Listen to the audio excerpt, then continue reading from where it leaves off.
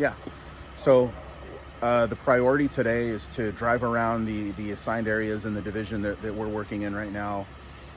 We're inspecting all of these down structures and burn vehicles like you see here, to check for any possible heat, anything that's still on fire, any sort of mitigation that's still needed. That's what we're looking for. I'll drive around ahead of all the fire engines. They're essentially doing the same thing. They're driving around and checking all the structures, all the vehicles. There's still a lot of community members in the area that stayed, that need some assistance, both getting out of the neighborhood and back in. We are repopulating, so we're trying to provide a good customer service to those folks, whether it be food or water, or just simply an escort out of the neighborhood to pick up supplies, if they have the ability to do so, and then we'll escort them back to their homes.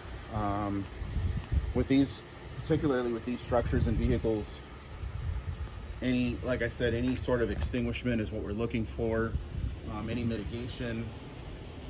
And then, as I explained earlier, we do try to treat all these properties as potential crime scenes in the event we find remains, either in the rubble or even perhaps in the vehicles. And if so, we have the appropriate resources here to contact, which is the urban search and rescue teams that have been provided to all the divisions, and we'll assist and work with them. And we're all coordinating together to try to complete the review of all the structures and vehicles in each address.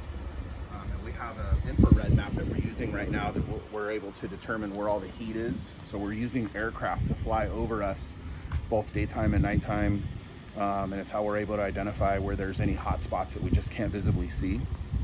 And that's what we're using right now. We're using those maps to go around and check all these addresses, make sure they're extinguished before the next wind event gets here, and hopefully not find any sort of remains or anything like that. Those are all the things that we're trying to identify. So we're just kind of a check-off list as we go through the neighborhoods.